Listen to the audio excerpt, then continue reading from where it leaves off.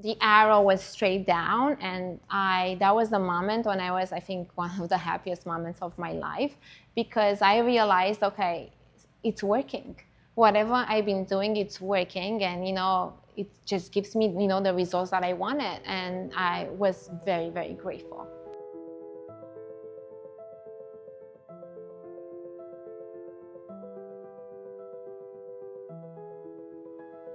What if I told you cancer wasn't a disease, but instead a symptom? Not a death sentence, but instead a reason to find the best version of yourself. Today we're going to hear from Andrea, a stage 4 breast cancer survivor that when faced with the worst moment of her life, decided not to play a victim. Breast cancer kills 1 woman in every 13 minutes in the United States and over 670,000 women worldwide every year. Andrea chose to find strength in her diagnosis, which is the reason for her undeniable success. Her willingness to think outside the box is the reason she is sitting here today about to tell you an epic story. A journey that took her disease from aggressively spreading throughout her entire body to basically non-existent in 1 month. 1 month. Today she lives her life with no evidence of disease. A story she wants every person affected by cancer to hear. This is an inspirational tale of how sometimes the worst moment in your life can teach you to become the best version of yourself.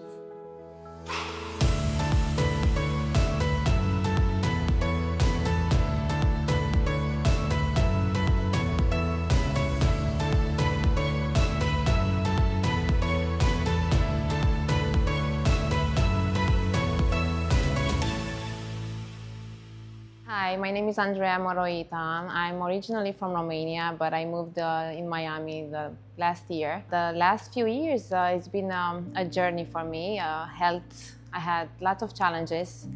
I was diagnosed with breast cancer. First time when I heard you had breast cancer was in November 8, 2022. It was a few days before my daughter was turning 1.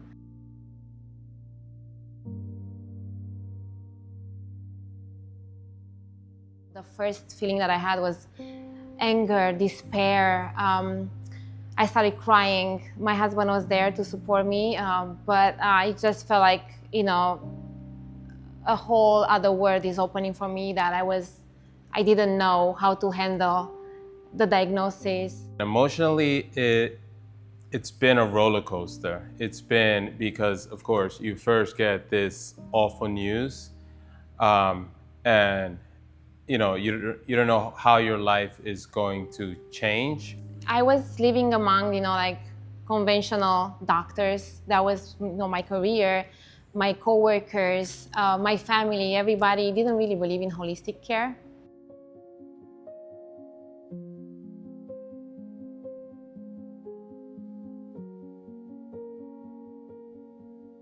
I was living amongst fear-mongering, and everybody wanted me to take the conventional path.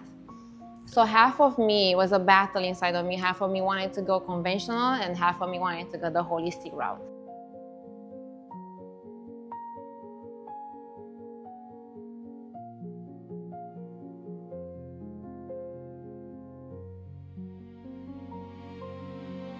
My wife is by far the strongest person I know. We've been through a lot. I had a mastectomy on the left breast. That was in January 2023. And 2 weeks later, the margins came positive. So I had to go back into a different procedure to remove more tissue.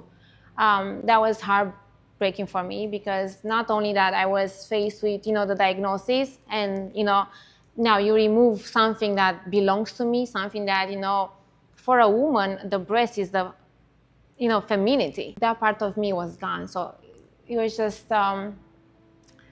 heartbreaking.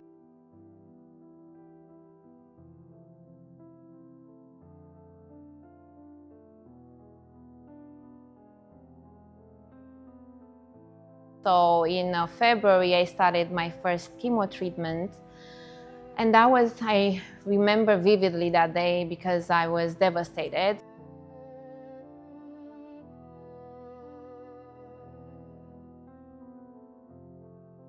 It's not easy because, after the first session, a week after, I went into the shower and I was washing my hair, and I remember my hair was falling off, and I had patches of, scalp that you could see. And I was asking myself, am I gonna look like a sick person right now?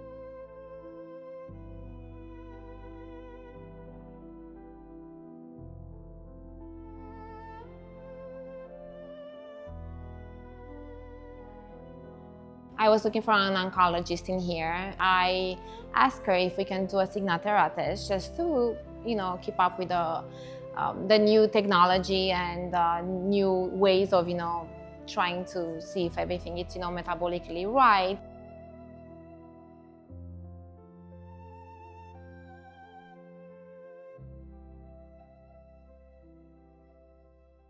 She told me the Signatera test results came in and I don't like those numbers. And I said, what is it? And she said, they're very high.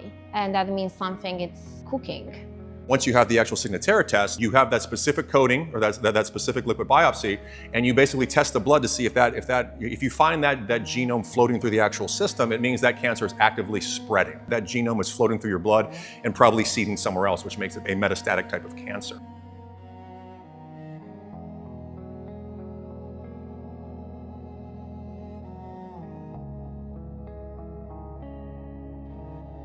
But we were, pretty much felt defeated when we saw that first Signatera.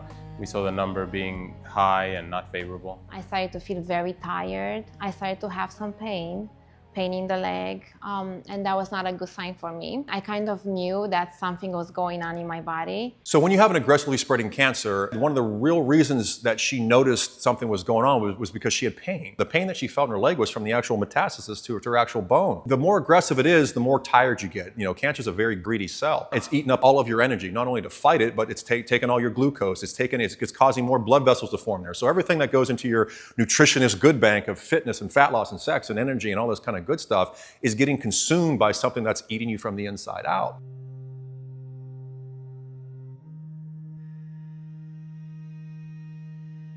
You start to see when it comes to, when you have an aggressive spreading cancer like this, your quality of life starts to diminish. Even if you don't know you have it, something's going on, which is what happened in her case.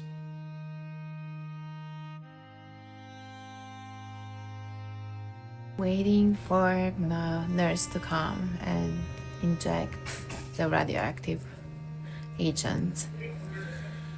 I'm nervous, very nervous.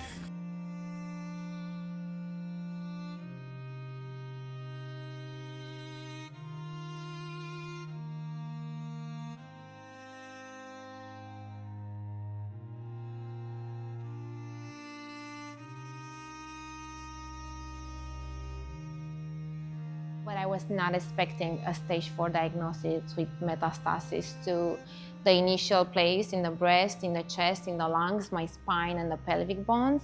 What I thought that I put behind me, that journey, it actually hit me harder this time. Heartbreaking, of course. When we initially found out the diagnosis, the severity of it.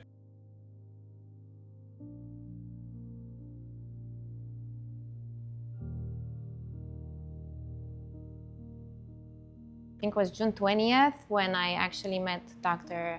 Ivan Rusilko and his fantastic team. We started, very aggressive treatments in terms of IV. So I incorporated IV into everything else that I've been doing.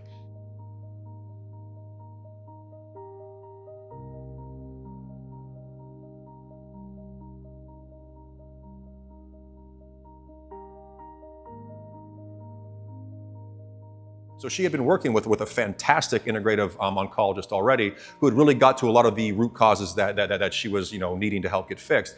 Heavy metal toxicities, different issues when it came to her gut. All those different things were probably the most important part when it came to this overall story. I changed everything at this point. Because whatever I've been doing before clearly was not working. So I had to, shift my whole living, my whole lifestyle. That's why I found Dr. Ivan and lifestyle medicine. And he aligned perfectly with whatever I knew intuitively, the path that I wanted to go. And he was, he supported me through this journey. So her forms of IV treatment that we actually did here at Lifestyle Medicine, kind of unique. I've used these polyphenol IVs for the last, I believe, 4 or 5 years for different things. I personally use them myself, decrease inflammation, help with all sorts of mitochondrial support.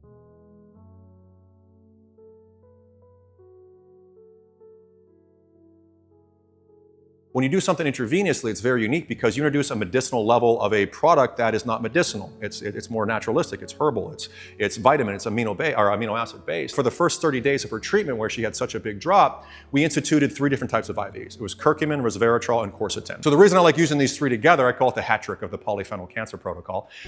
These 3 different things kind of act as a way to actively attack cancer cells, but not create discord in the system. We're not blowing cells up and creating oxygen-free radicals that hurt cells around it. We're not going over cells that are healthy, which is the most important thing. All these work on cancerous cells in this kind of way. On healthy cells, they augment the system. So this is how we can kind of benefit the patient during cancer treatment. Instead of breaking everything down, we're actually selectively going after the cancer, but also augmenting how the mitochondria work, how your heart is protected, how your blood flows, and all the different cells around you. So you're building up the 60, 70 trillion cells of your natural system to help kill only the couple billion or whatever, the amount of cells the actual cancer is.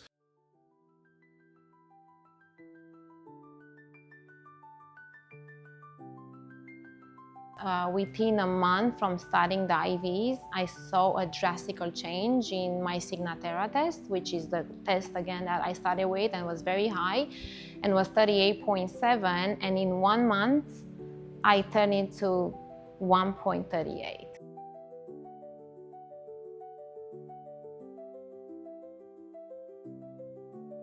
So the arrow was straight down, and that was the moment when I was, I think, one of the happiest moments of my life, because I realized, okay, it's working.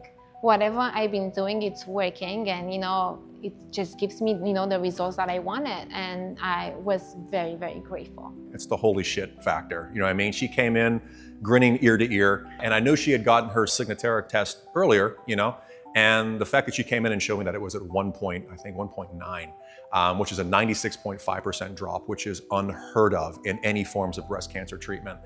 She had literally taken an aggressively spreading cancerous disease and brought it from aggressive, all the way down to meh, it's still there. It was by no means cured or anything like that, but to see that gigantic of a drop in 30 days, and within those 30 days, she got healthier. She felt better. It's not like she went through some fire, hell, and brimstone and felt horrible during this entire process.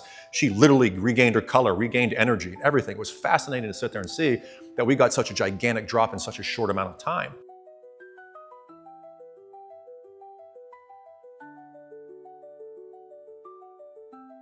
I didn't feel like a patient coming here. I felt like a human being. I didn't feel like a number. I felt like someone that is being heard, understood, and appreciated. And we collaborated as a team, and we had the most amazing results. So Andrea has a really unique past. Not only did she work in the traditional medicine aspect in cardiology, but now she's an integrative practitioner. So what does integrative mean? Integrative is something I believe every doctor needs to be, every nurse needs to be, every person who works in anything regarding healthcare should be. It means that you take traditional teachings, things that, obviously there's no disputing certain things in medicine, but it's looking at it with an integrative way of actual holistic aspects, diet, exercise, nutrition, energy, sleep, all these different things that influence how actual traditional medicine is. And that's kind of the integrative approach. You integrate both together. I changed, the air that I breathe. I changed, I put a filter, and I was just drinking filtered water. I didn't use perfumes anymore for endocrine disruptors. I started to wear cotton instead of synthetics. I had to regulate my nervous system. I had to, work with my levels of stress. Again, I was a young mommy, so, sleepless nights, the child is crying, you have to attend. So there was a lot of stress as a new parent, and I had to deal with everything in a moment, so it was not easy.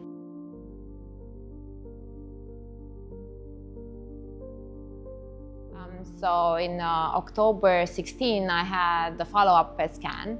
That was a day when I was overly emotional. I was very, very nervous to go in. So I'm currently in the doctor's office, waiting for the oncologist to come in, and we're gonna review the latest blood work and the PET scan. So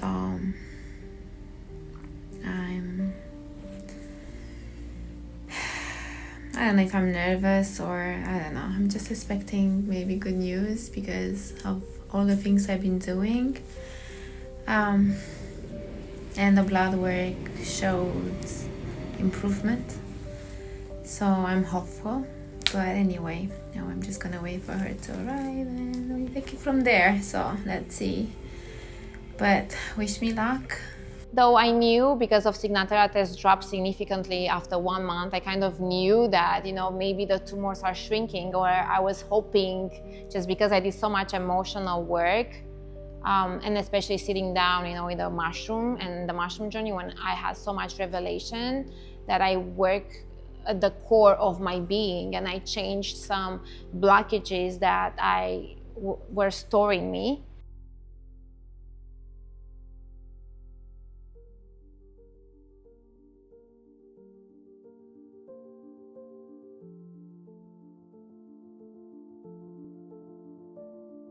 I kind of, knew that the PET scan would be good news. I was not 100% sure, of course, but I was hoping, and, I was having that expectation, let's say. But I was very nervous.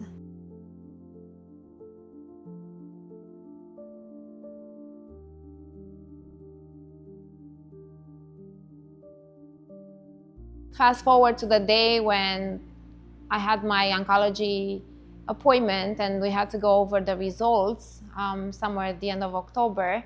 I remember walking into the door and I saw my doctor's face, and she was in disbelief.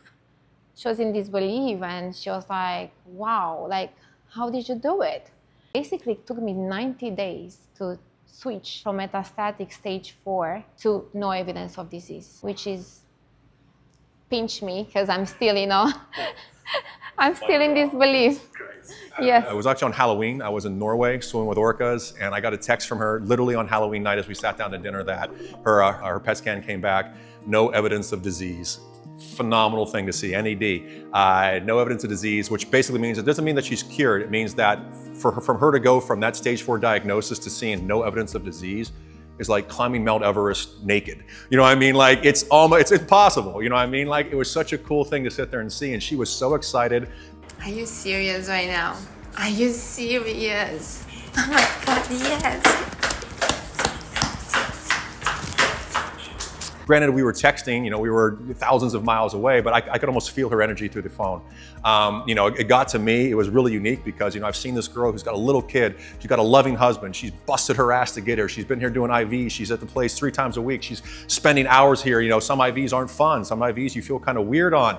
But to see that this went from not only the drop in the actual testing that shows the aggressivity of it, to show the actual on picture, on film, that this cancer was nowhere to be found. When it came to the PET scan.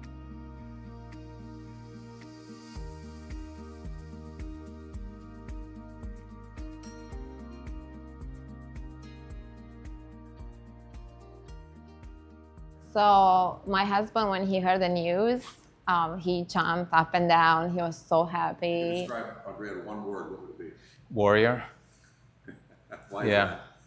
Because again, she's so much stronger than she thinks she is. She has endured so much, and she continues to fight and continues to thrive. Finally, we got some good news, and it felt like a veil was, lifted. Because it was the energy was, heavy throughout these months. I was, on a complete healing journey. Was a full-time job for me. So finally we could relax and could take a breath and just be and enjoy. Everything was so easy. We felt so much lighter, not carrying such a, heavy burden, like a stage 4 cancer diagnosis. Again, I'm grateful for, doing this interview, because if I can change one person's life and just give them hope in their, fear and despair, my journey is complete.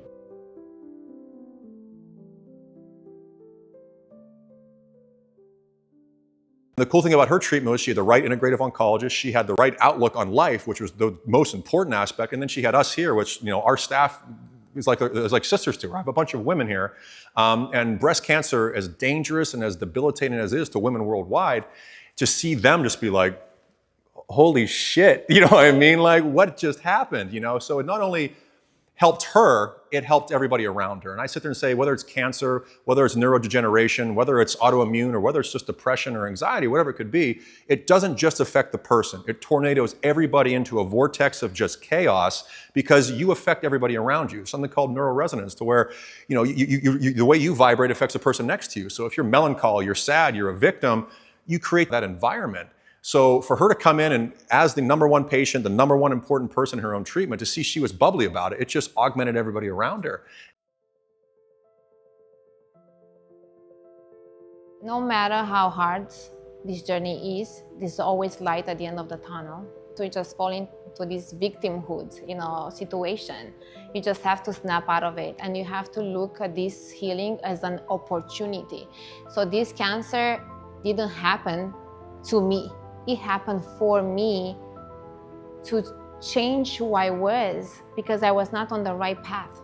Like, you know, regulate your nervous system, manage your stress, have a healthy diet, you know, detox every day, do labs, do not guess. Everything that I did was tailored from my labs, from my unique biology. Cancer is one of those diseases that I think is more of a symptom than an actual disease itself. When it comes to treating cancer, we really focus on diagnostic testing to understand what's really going on in the system. So we check heavy metals, we check gut health, parasites, hormonal imbalances, nutrition, we check detoxification issues. And once we have that, we treat cancer pretty much like any other ailment. We fix the actual root cause problem. We definitely employ, you know, unique types of IVs, diet and lifestyle modalities, which is probably the most important part of it.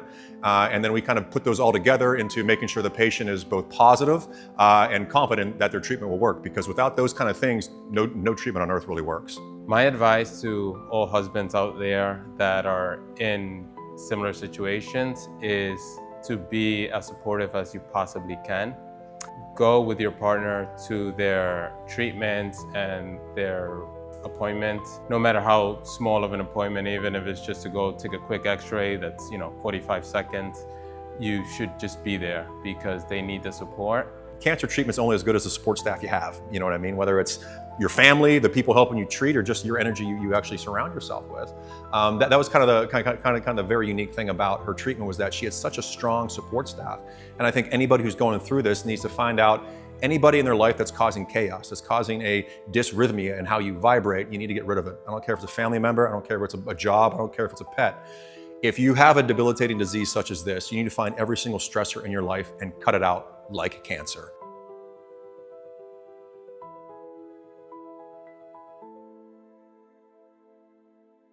I didn't feel like a patient coming here. I felt like a human being. I didn't feel like a number.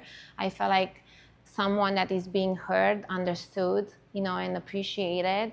And we collaborated as a team, and we had the most amazing results. There's a light for many out there that are in the situation that she was in, and I think she's gonna help people find their way into healing. I started to shift everything, my mentality, my mindset, everything. Find the light that was always in me, and find that courage to become who I always knew I am, but somehow down the road I forgot.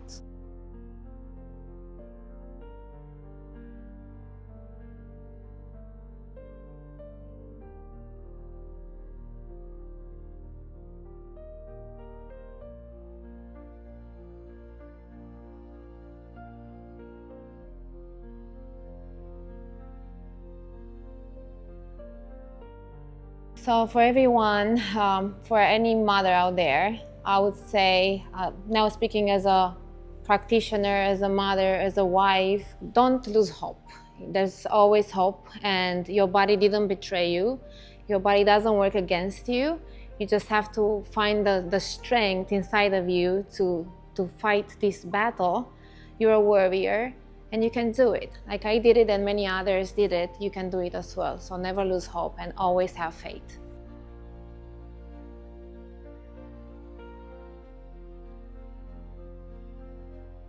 I said I go on the other side. Oh, okay. wow, what just happened?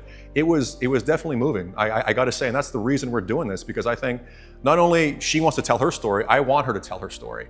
Looking outside of the confines of traditional thinking, I think is the way every patient needs to go. Not saying traditional thinking is wrong in any which way. I just think traditional thinking is very limited. When you change that vibration, that energy, that viewpoint, you know, just simply going like this and looking at something in a different way can change a world, can change a life, not only for you, but the people around you.